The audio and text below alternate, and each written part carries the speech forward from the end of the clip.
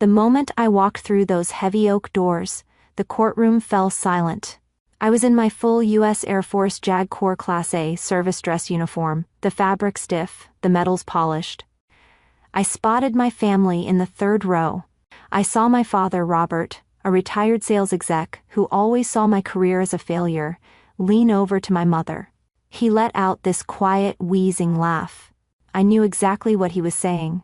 She actually wore her little costume, he'd whisper. My mother, Helen, a woman who just wanted a quiet life, just sighed and shook her head, the familiar look of embarrassment on her face, as if I were a 5-year-old playing dress-up at a funeral. I ignored them, my footsteps echoing on the marble, and took my seat behind the prosecution table. The presiding federal judge, Judge Wallace, entered. He was all business, adjusting his robes as he sat.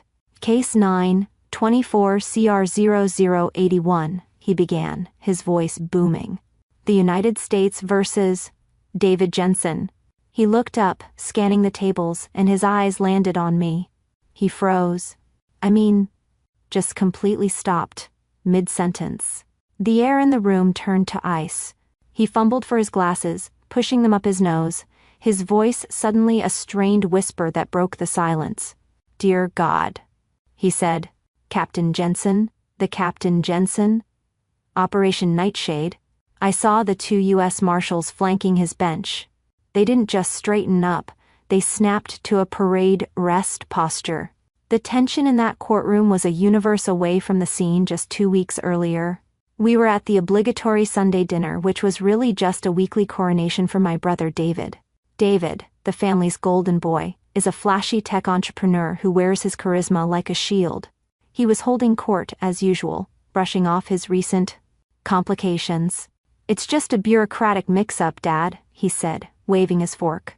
He'd just been indicted for wire fraud and, far more seriously, for violating the Arms Export Control Act. But to hear him tell it, it was just a parking ticket. My father, Robert, a man obsessed with David's visionary status, just ate it up. He's the one who always called my government job my safe little hobby. That's my boy, Robert said, beaming. His high-priced lawyers will swat this away. They said the prosecutor is just some low-level JAG clerk, probably a diversity hire just trying to make a name for herself. David laughed. Then he turned that $1,000,000 smile on me. Hey, Legal Eagle, he said, using that nickname that always felt like a pat on the head. You work in that world. Maybe you can go down to the courthouse and, I don't know, file some papers for my team? Get them coffee? My father and mother both laughed. It was a hearty, genuine laugh, as if David had just told the funniest joke in the world. I just sat there, my face a mask of what I hoped was polite indifference.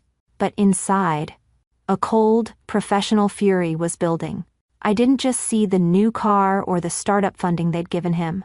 I saw every time I had to work a second job in law school while he got a new condo. I saw every we're so proud for his failures, and every oh that's nice dear for my successes. They were laughing. And they had absolutely no idea. I knew exactly who that low-level JAG clerk was. He laughed, asking the lead prosecutor on his multi-million-dollar federal case to fetch coffee. He had no idea he'd just confessed to me. To understand the silence that shattered that courtroom, you have to understand the 2 lives I was living. My father, Robert, had a term for David's catastrophic business failures. He called it aggressive risk-taking. I remember the summer, David lost $50,000 of their retirement money on a crypto scam. My father just slapped him on the back at a boat party, loud and proud. That's how you learn, son. He'd boomed over the music. You gotta break a few eggs. Meanwhile, I'd had to fight for a month to get them to co-sign my original student loan. The hypocrisy was so thick I could barely breathe around it. My mother, Helen, was just as bad but quieter. Her worship was domestic. When David got a tiny 2-paragraph mention in TechCrunch for an app that never even launched, she had it professionally framed. It hung in the hallway like a Nobel Prize. I saw it every time I came home, a constant reminder of the metric I could never meet. It was a monument to potential, while my actual, tangible achievements, they just evaporated. I remember the day my bar exam results came in. I'd worked 3 years for that moment, passed on the first try. I called home, my voice shaking just a little. Mom, Dad, I passed. I'm officially an attorney. There was a pause, and then my mother's voice, distracted. Oh, that's nice, dear. That's wonderful. Listen, can I call you back? David needs our help picking out the interior for his new Tesla, and your father can't decide between the black or the white. That was my life. The Tesla interior was a two-person family crisis. Me becoming a lawyer was nice. I wasn't just the invisible child.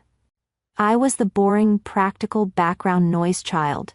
In their eyes, I was a lifer, a pencil pusher. David was the visionary, the one who was too bold for the real world. I was the one who was too timid for it. My uniform, the one I had bled for. They called it my costume. A safe little admin job for the girl who wasn't smart enough or brave enough to be like her brother. But the person they saw, that quiet, agreeable, safe daughter, was a fiction. She was a character I played at Sunday dinners because it was easier than fighting. The real me lived in a world they couldn't even imagine. My office wasn't some beige cubicle farm. It was a sensitive compartmented information facility, a SCIF, buried deep inside Andrews Air Force Base. A silent, sterile, windowless room where your phone is locked in a box, at the door, and the only sound is the hum of industrial air scrubbers. While they were debating Tesla interiors, I was standing at the head of a mahogany table, briefing a panel of one-star generals, DOJ seniors, and my own commanding officer, my CO, Colonel Hayes, a grizzled, fair man who didn't care about charisma. He cared about results, and he saw me as his sharpest legal asset. He nodded for me to begin, and I clicked to the first slide. My voice was low, precise, and cold. Good morning, sirs. The subject, I said. My brother, David Jensen, has violated the Arms Export Control Act by routing controlled LiDAR technology through a shell corporation in Dubai. The room was dead silent. We have the wire transfers, the SWIFT identifiers, and the full server logs from the Nightshade warrant. He wasn't just selling unapproved tech. He's compromised an entire strategic defense platform. I let that hang in the air. I wasn't Lara. I wasn't Legal Eagle. In that room, I was Captain Jensen, the lead investigator and soon-to-be lead prosecutor on a case that touched national security. I watched the faces of the men at the table, men who managed billion-dollar budgets and entire fleets, go hard. Colonel Hayes broke the silence, his voice like gravel. This isn't just fraud, Captain. What your brother did is bordering on treason. The Attorney General's office wants this fast-tracked. They want an example made. And I just thought, treason. My family was worried about coffee. The sheer gaping chasm between their narrative and my reality was staggering. They thought I was a joke. But in my world, I was the one who held the rulebook. For years, I had tried to speak their language of emotion and ego. But they only understood status and power. The problem was, I had a status they couldn't even comprehend. So I decided it was time to finally speak to them in the only language they respected. Consequences. The first thing I had to do, professionally, was walk away. You can't prosecute your own family. It's the most basic ethical line in the book, a line my brother had clearly never learned. I walked into Colonel Hayes' office, my back rigid, and formally recused myself from the prosecution of United States versus Jensen. He just nodded, his face grim. I expected this, Captain. It's the right move. I felt a strange, hollow emptiness as I left his office. After all that work, I was benched. I was back to being on the sidelines, just like I always was. Or so I thought. David's new legal team, on the other hand, had no such ethics. They were expensive, loud, and dripping with an arrogance that only came from never having lost a case in civilian court. A week later, a new filing hit the JAG office desk. It was a motion to dismiss. I started reading the first page, and I couldn't believe what I was seeing. Their entire argument, their entire legal strategy, rested on discrediting the initial investigation. They claimed all the key evidence, the Nightshade warrants, all of it, was fruit of a poison tree. They argued it was all handled by an unqualified, overzealous junior officer who had a clear personal vendetta. An unqualified junior officer. That was me. They were painting me as the hysterical little sister, the hobby cop. My father always saw, the legal eagle who should be fetching coffee. I was staring at the motion when my desk phone rang. It was Colonel Hayes. "Captain," he said, his voice flat, no emotion. "I've read their motion. So has Judge Wallace." He paused, and I could hear him breathing. "Your recusal is from prosecution. It is not, however, a recusal from testifying to your own work." I held my breath, my knuckles white on the receiver. "Their entire case rests on discrediting you personally," he continued. "The judge isn't just dismissing their motion. He wants the originating investigator to testify on the warrant's affidavit. That's you." The trap wasn't one I set. It was one they had built for themselves. And I was just the one to spring it. This was the only way. I wouldn't be an attorney at that table. I would be a material witness for the prosecution, called to speak on the facts of my own investigation. My mother called that night, her voice full of that fake brittle cheer. "We're all coming to the courthouse tomorrow, honey, to support David. Your father and I will be in the gallery." "That's nice, Mom," I said, my voice perfectly calm. "I'll see you there." That night, I didn't prepare a prosecution. I sat at my desk and methodically reviewed my own 200-page affidavit, highlighting the statutes, the timelines, and the specific legal codes I had used to build the case. My brother's lawyers built their entire defense on the idea that I was a nobody. They had no idea they had just personally invited that nobody to sit in the witness box and read her resume into the official court record. We were back in the courtroom. I sat at the prosecution table, spine straight, eyes forward. I could feel them in the gallery behind me, a familiar, heavy weight. I could feel my father's smug certainty, my mother's exhausted pity, my brother's unearned confidence. David's lawyer, a man in a $10,000 suit, stood with a practiced, polished confidence. "Your Honor," he announced, his voice smooth, "we move to dismiss all charges." He gestured vaguely toward the prosecution. "Their entire case is, frankly, fruit of a poisoned tree, based on the amateur and vindictive investigation of a Captain Lara Jensen." He said my name with such a flourish of dismissal, it was almost comical. From the gallery I heard it, that quiet, wheezing laugh from my father. I heard my mother's tired sigh, the one that always meant, "Oh, Lara, why are you making things difficult?" But Judge Wallace wasn't looking at the lawyer. He was staring, frozen, at me. His hand, which had been reaching for a glass of water, stopped in midair. He fumbled for his glasses, his voice, when it came out, cracking through the silence. "Dear God," he whispered, his microphone catching every syllable. "Captain Jensen? The Captain Jensen? Operation Nightshade?" The two U.S. Marshals flanking the bench, who had been standing at ease, snapped their shoulders back, their bodies rigid, hands clasped. The shift was electric. My father's laugh died in his throat. My mother's sigh hitched. Their smirks. They just evaporated, replaced by a sudden, sharp, confused silence. Judge Wallace leaned forward, his eyes narrowing into slits as he stared down David's lawyer. His voice dropped to a low, dangerous rumble that filled the entire room. "Counselor, are you serious?" The lawyer's polished smile faltered. "You are standing in my federal courtroom and you are claiming incompetence." He said the word like it was poison from the officer who received the Attorney General's Award for Excellence in National Security for her investigation into the Red Dagger arms ring. I kept my eyes forward, but I could feel the blood draining from my brother's face. I could feel the sudden, panicked suck of air from the gallery where my father, Robert, sat, the man who called my career a safe little hobby. My mother, Helen, who worried about Tesla interiors. I could picture her clutching her pearls, her eyes wide with a terror that had nothing to do with David's legal trouble, and everything to do with the stranger sitting at the prosecution table. The judge wasn't done. He held up a thick, bound document, my affidavit. I have read Captain Jensen's affidavit. It is the most ironclad, surgically precise piece of investigative law I have seen in my decade on this bench. He slammed it down, the sound echoing like a gavel. "Operation Nightshade. Dear God, man. We teach this case at the War College. We teach it as the definitive legal framework for prosecuting digital arms trafficking, and you are citing her work as incompetent?" The silence that followed was absolute. Then, Judge Wallace turned his gaze to me. His expression softened, just for a second, with a look of profound respect. A look I had spent 30 years trying to earn from my own family and never received.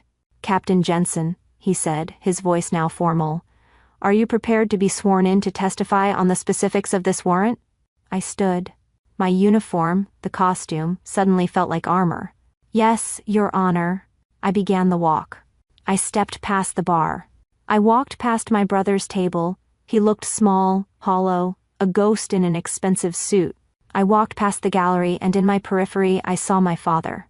He was pale, trembling, his eyes locked on the rank on my shoulder. He involuntarily started to rise from his seat, his body snapping to a posture of military respect he hadn't shown in 20 years, before he caught himself and slumped back down.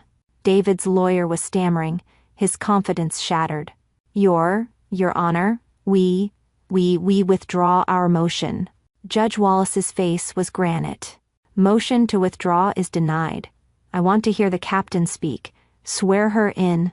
My father had spent my entire life teaching me that I was a footnote.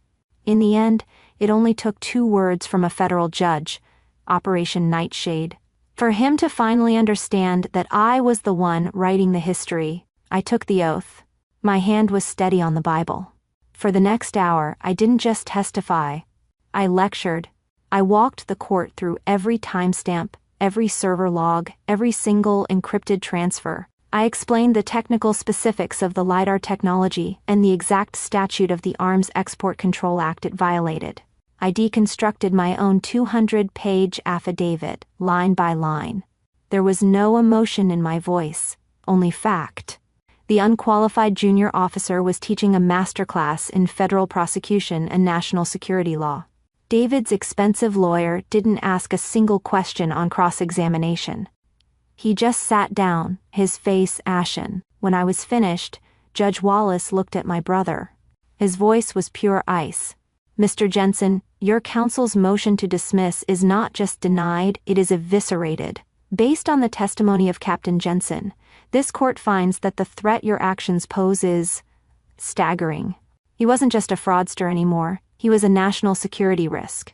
The judge continued, "Given the international contacts and the clear, willful disregard for the law, this court finds you are a significant flight risk and a clear danger to this nation's security." He banged the gavel. "Bail is denied. The defendant is remanded into the custody of the U.S. Marshals." 2 marshals moved in immediately. They had David stand, put his hands behind his back. The sound of the handcuffs clicking shut was the loudest sound I'd ever heard. It echoed in the silence. A final metallic snap. My brother, the golden boy, the visionary, the one who was too good for the rules, just looked small. He was crying, but silently. In the gallery I heard a sound, a terrible strangled gasp. It was my mother, Helen, folding in on herself. My father, Robert, just stared, his face a mask of gray, abject shock. They were utterly broken, their entire world, their entire belief system, shattered in the space of an hour. They were alone. I stood from the witness box, gathered my files, and walked back to the prosecution table. The DOJ team, the ones who had replaced me as lead prosecutor, all stood up as I approached. One of them, a senior counsel I'd only met twice, reached out and shook my hand firmly. "That was biblical, Captain," he whispered. My commanding officer, Colonel Hayes, was waiting by the door. He didn't smile, he didn't hug me. He just looked me in the eye, his gaze level and full of a respect I'd spent my life craving from my father. He gave me one single, sharp nod. "Well done, Captain," he said. That one nod. It was worth more than a lifetime of my family's hollow praise. That was the end of one life, and the beginning of another. 1 year later, I walked into my new office. The plaque on the door was heavy brass. It didn't say Captain.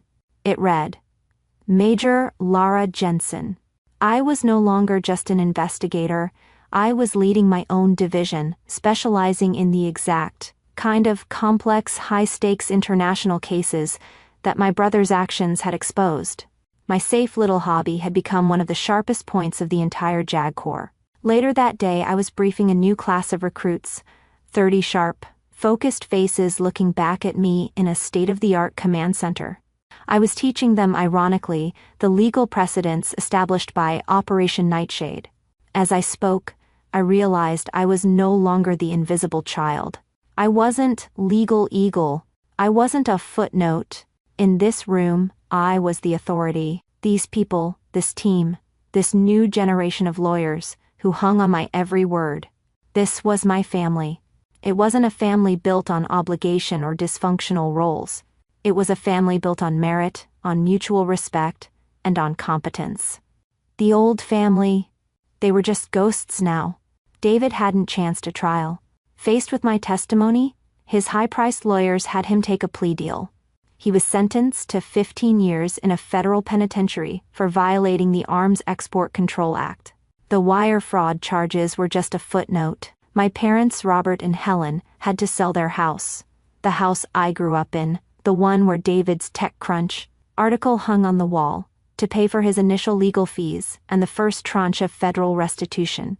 They lived in a small condo now, somewhere out of state. I was drafting new legislation one afternoon when an email popped up. It was from an address I didn't recognize, but the name was Robert Jensen. The subject line just said, Major. I clicked it. The message was short, just a few lines. Laura, it began. We didn't know. We saw you on C-SPAN. You were testifying to the Senate Armed Services Committee. Your mother and I. We are so proud. We were so wrong.